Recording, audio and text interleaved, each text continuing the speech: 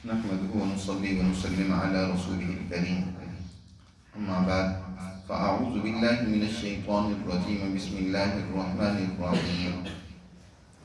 والذي قال لوالديه أف لكما أتعدانني أن أخرج وقد خلت القرون من قبلي وهما يستغيثان الله ويلك آمن إن وعد الله حق فيقول ما هذا إلا أساطير الأولين أولئك الذين حق عليهم القول في قد خلت من قبلهم من الجن والإنس إنهم كانوا خاسرين ولكل درجات مما عملوا وليوفيهم أعمالهم وهم لا يظلمون ويوم يعرض الذين كفروا على النار أذهبتم طيباتكم في حياتكم الدنيا واستمتعتم بها فاليوم تجزون عذاب الهون بما كنتم تستكبرون في الأرض بغير الحق وبما كنتم تفسقون. صدق اللہ العظیم. یہ سورۃ الاحقاف کے دوسرے رکوع کی آیات ہیں. گزشتہ آیات مبارکہ میں اللہ سبحانہ و تعالی نے محسنین کے ایک کردار کا تذکرہ کیا ہے. اللہ تعالیٰ نے یہ بات بیان فرمائی تھی کہ یہ تعلیمات جو اللہ نے اپنے پیغمبر جناب رسول اللہ صلی اللہ علیہ وسلم پر خالص عربی زبان میں نازل کی، یہ وہی تعلیمات ہیں جو اس سے پہلے موسیٰ علیہ السلام پر دیگر انبیاء علیہ السلام پر نازل ہو چکی، اور یہ کتاب مقدس ان کی تائید و تصدیق کرتی، ان کی اصولی باتوں کو اپنے اندر جمع کی ہوئی تھی. اور یہ تعلیمات اللہ نے اس لیے نازل کی ہیں تاکہ ظالموں کو، فسادیوں کو دنیا میں خبردار کرنا کہ اللہ کی طرف سے ان کا انجام یا ان کی سزا کو یقیناً اس کا ایک وقت مقرر ہے. وہ ان پر دنیا میں بھی اللہ کا عذاب اور سزا نازل ہوگی، اور آخرت کے اندر تو بہت بڑی سزا ان کا انتظار کر رہی ہے. اور اس کے مقابلے میں جو لوگ اللہ کی تعلیمات کو مانتے ہیں، اچھا کردار ادا کرتے ہیں، احسان یعنی اللہ کے سچے تعلق کی بنیاد پر وہ اپنے عمل و کردار کو درست کرتے ہیں، ایسے لوگوں کو خوشخبری سناتی ہے. وبشر المحسنین. اور یہ جو محسنین ہیں، اللہ کی تعلیمات کو جب انہوں نے مانا تو پھر اپنے آپ کو ان کے اوپر جما لیا. یہ نہیں ہے کہ آج تو ایک بات سنی تو دل میں اس کو ماننے کی طرف رجحان ہوا تو قبول کر لیا، کل اس پر عمل نہیں، بلکہ فرمایا کہ ان الذین قالوا ربنا اللہ ثم استقاموا، پھر اس پر استقامت اختیار کی، ڈٹ گئے، اس پر جمے رہے. یہی لوگ در حقیقت دنیا و آخرت کے اندر کامیابی سے امکنار ہیں اور جنت کے بھی حقدار یہی ہیں.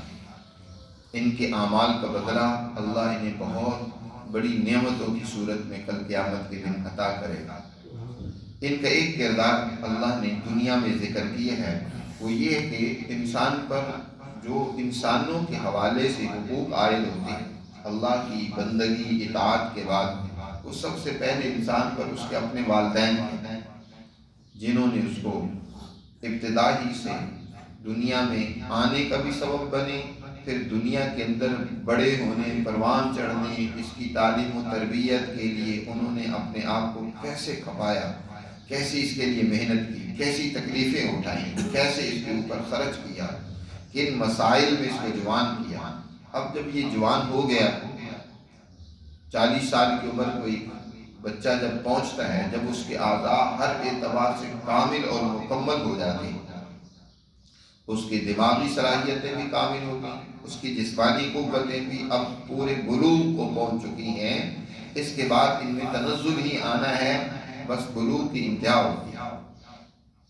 تو جو محسن انسان ہوتا ہے، اللہ کے احکامات، اس کی عظمت اور اس کی تعلیمات کو پہچانتا ہے، اس انسان کا تو رویہ اپنے والدین کے بارے میں کیا ہوتا ہے. قرآن نے اس کو ذکر کیا کہ یہ انسان اللہ سے دعائیں کرتا ہے، کہتے ہیں رب اوزعنی ان اشکر نعمتک التي انعمت علی وعلی والدی وان اعمل صالحا ترضاه واصلح لي في ذریتی انی تبت الیک وانی من المسلمین.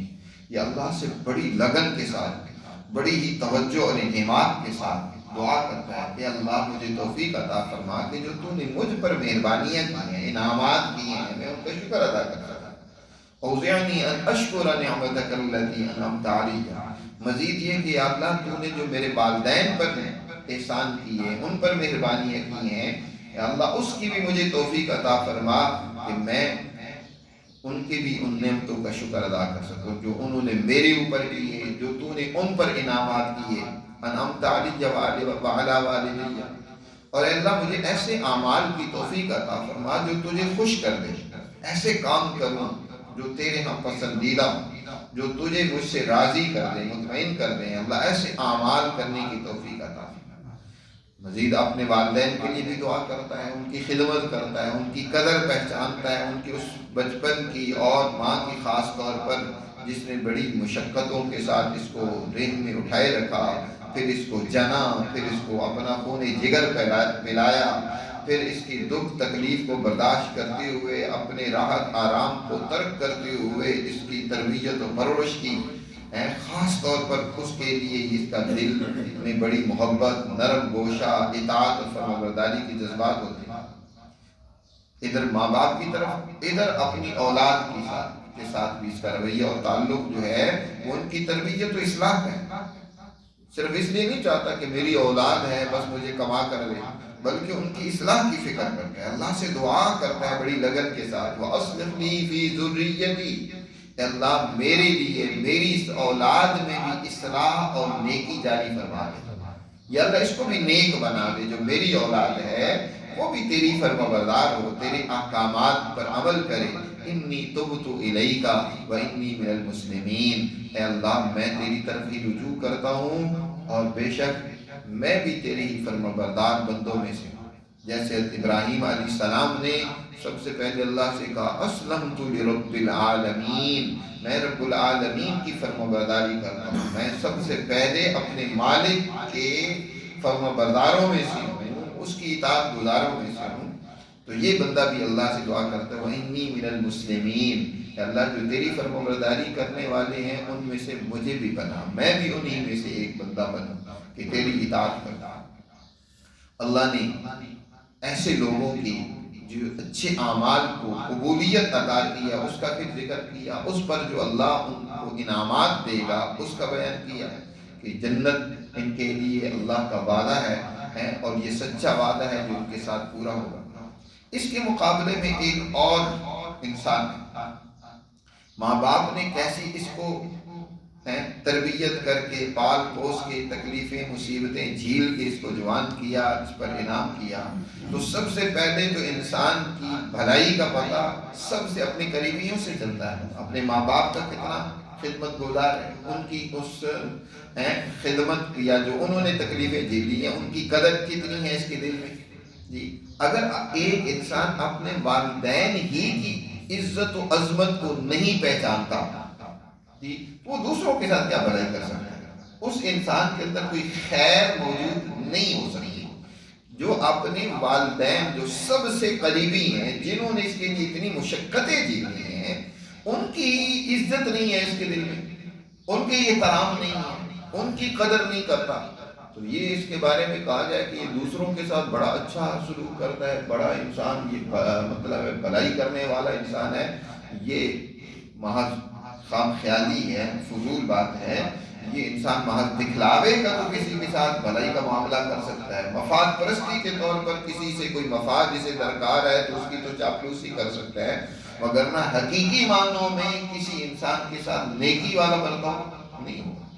تو اس انسان کا تذکرہ کرتے ہوئے اللہ نے یہاں ارشاد فرمایا والذی قال لوالدیہ اف لکما، اور وہ انسان جو اپنے والدین سے کہتا ہے اف لکما، تم پر افسوس ہو، یعنی ان کی باتوں کو بجائے تہ دل سے سننے کے الٹا ان کی باتوں پر کیا چی بجبی ہوتا ہے، ان کو کہتا ہے برا بھلا کہتا ہے، تم پر تف ہو، کیسی باتیں کرتے ہو۔ والدین کو تو اس کی فکر لگی ہوئی ہے، یہ اللہ کو جھٹلا رہا ہے، اللہ کی تعلیمات سے دور ہو رہا ہے، بدماشیوں عیاشیوں فضول کاموں میں الجھا ہوا ہے، والدین اس اپنی اولاد کو آخر دم تک سمجھاتے رہتے ہیں. ماں باپ کے دل میں جو اپنی اولاد کی فکر ہوتی ہے، جو لگن ہوتی ہے، چاہے وہ 40 سال کوئی پہنچ جائے، کتنا ہی بڑا ہو جائے، تب بھی والدین کے دل میں اپنی اولاد کے بارے میں ایک فکر لگی ہوتی ہے کہ راہ راست پر آ جائیں، یہ بدماشیاں چھوڑ دیں. تو یہ اپنے والدین کو کیا کہتا ہے؟ اُفٍّ لَكُمَا أَتَعِدَانِنِي أَنْ أُخْرَجَ، تم مجھے دھمکاتے ہو کہ میں مر جاؤں گا تو دوبارہ مجھے اللہ کے حضور پیش ہونا ہے، قبر سے میں اٹھایا جاؤں گا، اپنی اعمال کا حساب و کتاب دوں گا. تو مجھے ڈراتے اور دھمکاتے ہو. أَتَعِدَانِنِي أَنْ أُخْرَجَ، یہ ایسی باتیں ہیں جو تم کر رہے ہو، تمہارا دماغ چل گیا ہے. وَقَدْ خَلَتِ الْقُرُونُ مِنْ قَبْلِي، کتنے زمانے اور قرن گزر چکے ہیں مجھ سے پہلے، آج تک تو قبروں سے کوئی نکلا نہیں، آج تک تو کوئی زندہ ہوا نہیں. مجھے تم کہتے ہو کہ میں مرنے کے بعد دوبارہ زندہ ہوں گا. اگر کسی نے زندہ ہونا ہوتا ہے تو آج تک کوئی زندہ تو ہو جائے. کیسے کیسے سوالات اٹھانا. اللہ اس کے سوالات کو نقل کرنا. اللہ سبحانہ و تعالیٰ کی کلام ایسی ہے کہ اس میں چاہے کوئی کیسا سوال کرے، کوئی کیسے کسی کے ذہن میں کوئی الجھن اور شبہ پیدا ہو، قرآن اس کو نقل کرتا ہے اور نقل کر کے اس کا جواب دیتا ہے. تو یہ کہتا ہے کہ دیکھو وَقَدْ خَلَتِ الْقُرُونُ مِنْ قَبْلِي وَهُمَا يَسْتَغِيثَانِ، کتنا زمانہ بیت گیا. اس کو یہ نہیں معلوم کہ اللہ سبحانہ و تعالیٰ نے ہر ایک کی ایک میعاد وقت مقرر کیا ہوا ہے. اس وقت سے پہلے کوئی عمل وجود میں نہیں آتا. باقی رہی زندگی، اس کی تو بے شمار مثالیں تمہارے سامنے.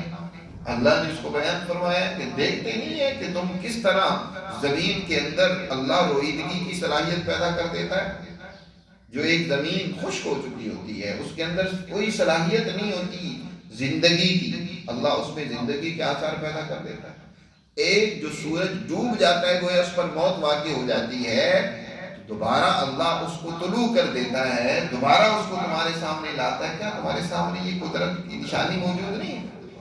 مردوں کو بھی قبروں سے نکالنے کا اللہ نے ایک وقت مقرر کر رکھا ہے. وہ جب وقت آئے گا، وَإِذَا الْقُبُورُ بُعْثِرَتْ عَلِمَتْ نَفْسٌ مَا قَدَّمَتْ وَأَخَّرَتْ، جب قبروں کو کھیڑا جائے گا اس وقت انسان وہ اپنے دل کی ساری باتیں جو اس نے چھپا رکھی تھی، وہ سارے اس کے اعمال ہیں، وہ سارے اس کے سامنے آ جائیں گے.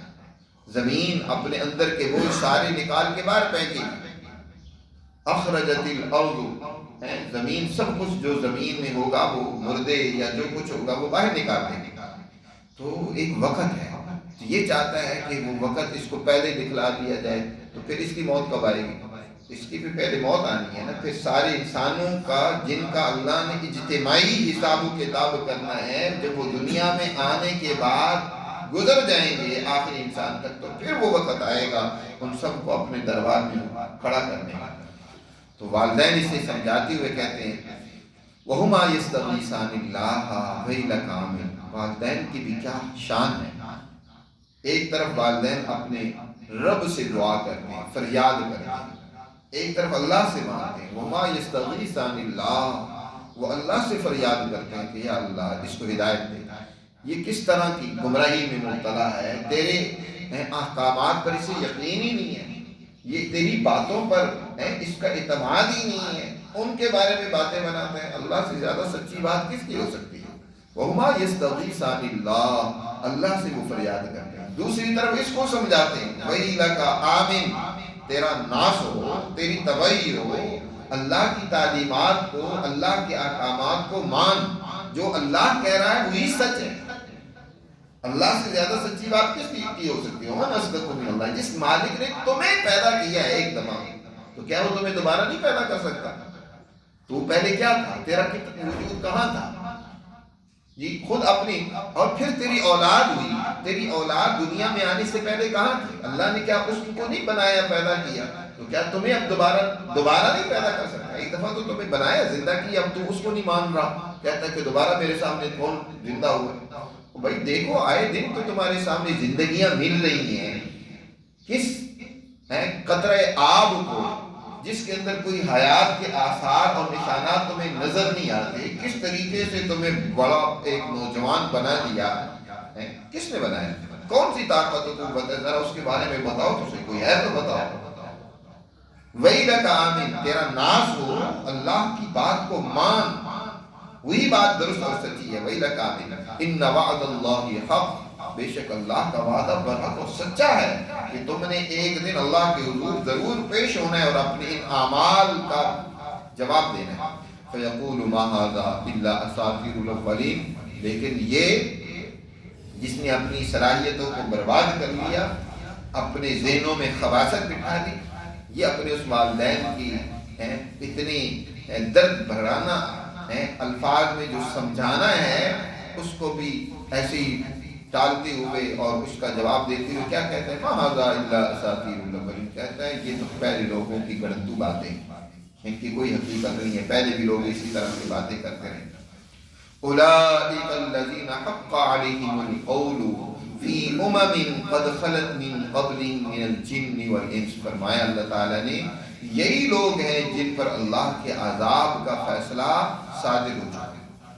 پہلے لوگ، پہلا وہ انسان، اس کے بارے میں فرمایا کہ اللہ ان کے اچھے اعمال کو قبول کرتا ہے. اولئک الذین نتقبل عنہم احسن ما عملوا ونتجاوز عن سیئاتہم، کچھ غلطیاں ہو گئی تو اللہ انہیں معاف کر دیتا ہے، یہ اصحاب الجنہ میں سے.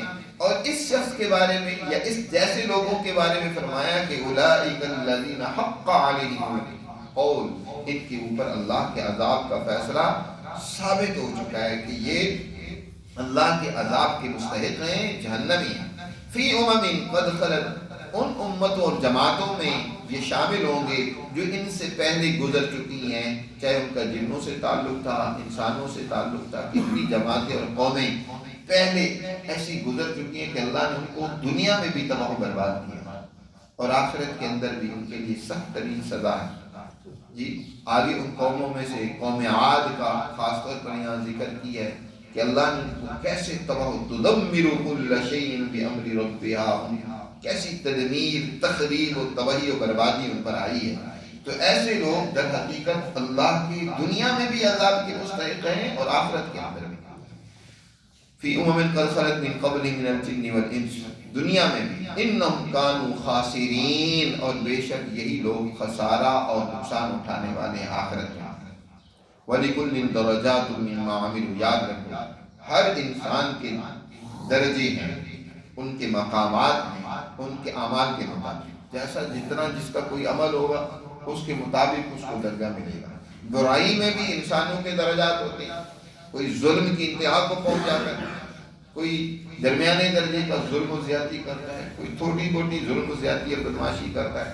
تو باہر کے اپنے اعمال کے اعتبار سے برائی کے بھی درجے ہیں، برائی کرنے والوں کے لیے درجے ہیں، اور اچھائی کے بھی درجے ہیں. جتنی جو کوئی اچھائی کرتا ہے اس کے لیے اتنی درجات. وَلِكُلٍّ دَرَجَاتٌ مِّمَّا عَمِلُوا، اور یہ درجے عمل کے مطابق. یہ بھی یاد رکھیں قرآن ہر جگہ پر یہ بات سمجھاتا ہے کہ انسان کی درجات، اس کی جزا و سزا اس کے اعمال کے مطابق ہوگا. جیسا عمل ہوگا، جس درجے کا عمل ہوگا اس کے مطابق اس کا درجہ ہوگا. وَلِكُلٍّ دَرَجَاتٌ مِّمَّا عَمِلُوا وَلِيُوَفِّيَهُمْ أَعْمَالَهُمْ، اور اللہ ان کے اعمال کا بدلہ انہیں پورا پورا دے گا. وَهُمْ لَا يُظْلَمُونَ، ان پر ظلم نہیں کیا جائے گا، ناانصافی نہیں ہوگی، ان کے ساتھ زیادتی نہیں کی جائے گی. وَيَوْمَ يُعْرَضُ الَّذِينَ كَفَرُوا عَلَى النَّارِ، اور جو لوگ اللہ کی تعلیمات کا انکار کرتے ہیں، اللہ کے وعدوں کو جھٹلاتے تھے، ان کو جہنم کے اوپر پیش کیا جائے گا. جب جہنم کے کنارے پر ان کو کھڑا کیا جائے گا، سب سے پہلے جہنم سامنے ہوگی، اس کے سامنے ان کو کھڑا کیا جائے گا، جہنم پر پیش کیا جائے گا. اللہ کے فرشتے ڈانٹ کر کہیں گے اذھبتم طیباتکم فی حیاتکم الدنیا، تم وہ لوگ ہو جنہوں نے ان دنیا کی لذتوں کو دنیا کے اندر برت لیا، استعمال کر لیا. جو تمہارے لیے اللہ نے نعمتیں تیار کر رکھی، ان نعمتوں کا فائدہ تم نے دنیا میں اٹھا لیا. تم بس دنیا ہی کے پیچھے لگ گئے نا، آخرت تو تمہارے سامنے کی نہیں ہے. تم نے کہا دنیا ہی میں عیش، بابر عیش بکوش جہاں دوبارہ نہیں. تم نے کہا کہ یہ جہاں دوبارہ نہیں آنا، یہ زندگی دوبارہ نہیں آنی، مزے کر لو. اذھبتم طیباتکم فی حیاتکم الدنیا. ایک مرتبہ نبی کریم صلی اللہ علیہ وسلم اپنی حجرہ مبارکہ میں ایک چٹائی کے اوپر لیٹے ہوئے تھے. کھجور کی چھال کی چٹائی بنی ہوئی تھی اور وہ ریت کے اوپر بچھی ہوئی تھی. جس کی وجہ سے آپ صلی اللہ علیہ وسلم کے جسم پر بھی کچھ ریت لگ گئی، اور آپ صلی اللہ علیہ وسلم کے سر کے نیچے ایک تکیہ گدا تھا جس کے اندر کھجور ہی کی چھال بھری ہوئی تھی۔ حضرت عمر فاروق رضی اللہ تعالیٰ عنہ تشریف لائے اور حضور صلی اللہ علیہ وسلم کی یہ فقیرانہ حالت دیکھ کر کہنے لگے اللہ کے رسول، ایک طرف آپ شہنشاہ کائنات جن کے لیے کائنات وجود میں لائی گئی، آپ صلی اللہ علیہ وسلم کا یہ حال کہ تن ڈھانپنے کے لیے کپڑے میسر نہیں، لیٹنے کے لیے بستر نہیں، اور دوسری طرف ان کیسر و کسریٰ کا حال دیکھو، ان شہنشاہوں اور بدماشوں کا حال دیکھو، مزے کرتے پھر رہے ہیں، عیاشیوں میں ڈوبے ہوئے ہیں۔ آپ صلی اللہ علیہ وسلم نے ارشاد فرمایا، اے عمر مجھے اس دنیا سے کیا لینا ہے، یہ دنیا ان کے لیے دنیا میں کی، یہ مزے انہوں نے اس دنیا میں لے لیے، وَلَنَا فِي الْآخِرَةِ، اور اللہ نے ہمارے لیے آخرت میں یہ نعمتیں رکھی، اللہ نے ہمیں آخرت میں یہ نعمتیں دی، اور اسی کا نتیجہ تھا کہ حضرت عمر فاروق رضی اللہ تعالیٰ عنہ نے پھر ساری زندگی باوجود اقتدار، اختیار، حکمرانی ملنے کے اپنی زندگی وہی فقیرانہ حضور صلی اللہ علیہ وسلم جیسے رکھی۔ جب بیت المقدس کہ صلح اور معاہدے کے لیے جب وہ فتح ہوا، تشریف لے گئے، تو وہاں حضرت عمر فاروق رضی اللہ تعالیٰ عنہ کے اعزاز میں بہت بڑا دسترخوان سجایا گیا، طرح طرح کے کھانے رکھے گئے۔ حضرت عمر فاروق رضی اللہ تعالیٰ عنہ کھانوں کو دیکھ کر فرمانے لگے کہ ان مسلمانوں کا، ان فقیروں کا کیا حال تھا جنہیں پیٹ بھر کے جو کی روٹی بھی کھانے نصیب نہیں ہوئی، اور ہمارے سامنے اتنے مزیدار کھانے موجود ہیں۔ حضرت خالد بن ولید رضی اللہ تعالیٰ عنہ نے کہا کہ اے امیر المومنین، کہ اللہ نے ان فقیروں کو جنت عطا فرمائی ہے، بڑی نعمتیں عطا کی ہیں۔ تو حضرت عمر فاروق رضی اللہ تعالیٰ عنہ فرمانے لگے، اے خالد، رونے لگ پڑے، آپ دیدہ ہو گئے۔ فرمایا یہ تو وہ خوش قسمت تھے کہ جو جنتوں میں پہنچ چکے ہیں، اور ہم ان دنیا ہی کے مزوں میں پھنسے ہوئے، دنیا ہی کی عیاشیوں میں، وہ تو ہم سے سبقت لے گئے، وہ تو آگے نکل گئے، اور ہم یہاں دنیا کے جمیلوں میں الجھے ہوئے۔ تو اللہ تعالیٰ کل قیامت کے دن فرمائے گا ان کو جو دنیا میں مستیوں میں، مزوں میں، خواہشات میں، لذتوں میں ڈوبے ہوئے اور آخرت کو بھولے ہوئے، اذهبتم طیباتکم فی حیاتکم الدنیا، تم نے اپنی اس دنیا کی زندگی میں مزے کر لیے، تم نے اس میں فائدہ اٹھا لیا جو اٹھانا تھا، واستمتعتم بها، اور اس دنیا میں تم نے فائدہ اٹھا لیا۔ فَالْيَوْمَ تُجْزَوْنَ عَذَابَ الْهُونِ بِمَا كُنْتُمْ تَسْتَكْبِرُونَ فِي الْأَرْضِ بِغَيْرِ الْحَقِّ وَبِمَا كُنْتُمْ تَفْسُقُونَ، تمہارے دو کرتوت ایسے تھے جس کی آج تمہیں سزا ملے گی، جس کے پاداش میں تم آج اللہ کے عذاب میں گرفتار ہو گئے۔ فَالْيَوْمَ تُجْزَوْنَ، آج تمہیں ذلیل کر دینے والا عذاب کا سامنا ہوگا۔ پہلی بات یہ کہ بِمَا كُنْتُمْ تَسْتَكْبِرُونَ فِي الْأَرْضِ، تم زمین میں ناحق تکبر کرتے تھے، مغرور بنتے تھے، ظلم و زیادتی کرتے تھے، حق کو جھٹلاتے تھے، بدماشیاں کرتے تھے۔ جتنے بھی ظلم دنیا میں ظلم، زیادتی، بدماشی، اس کے پیچھے اصل سبب تکبر ہوتا ہے، غرور ہوتا ہے، اپنے آپ جیسا کسی کو نہ سمجھنا، ہم چنار دیگرے نہیں، ہمارے جیسا دوسرا کوئی نہیں ہے، یعنی ہمارے جیسا دوسرا ڈنگر کوئی نہیں ہے۔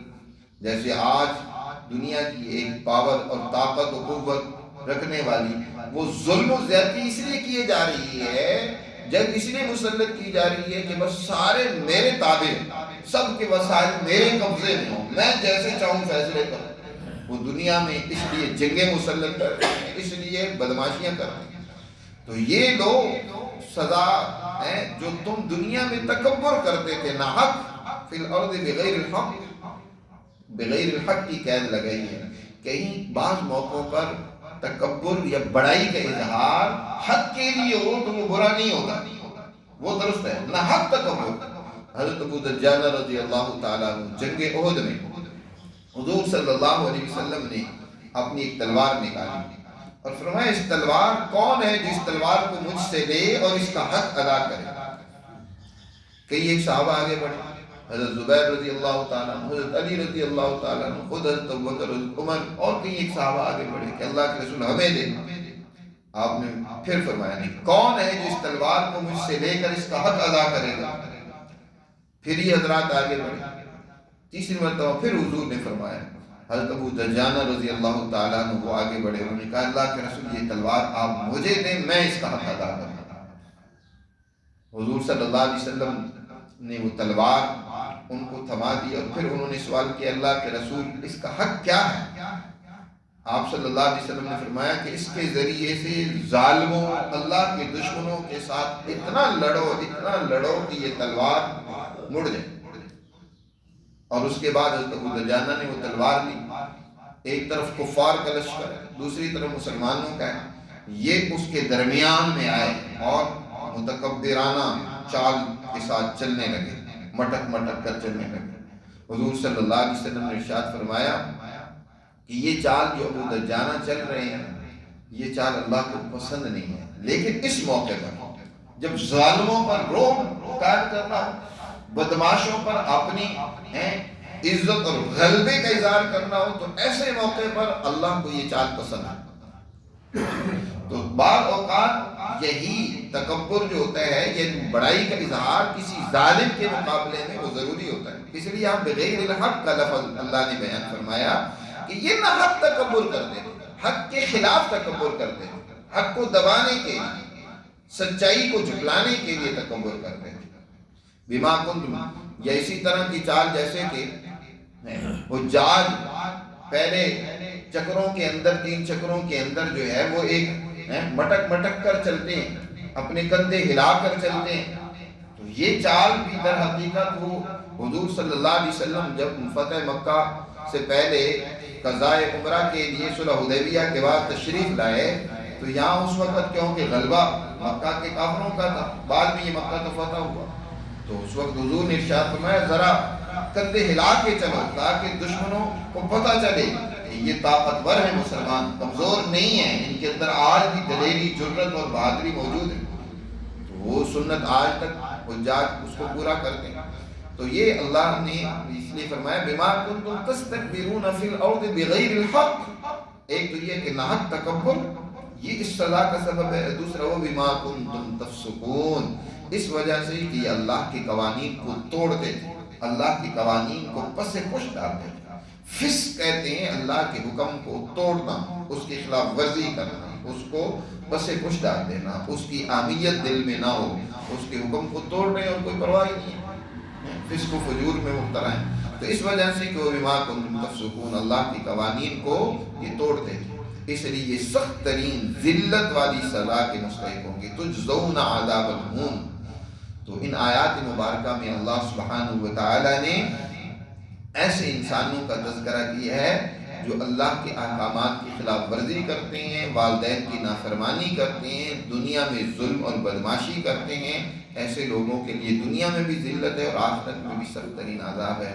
اللہ ہمیں ایسے لوگوں سے محفوظ رکھے۔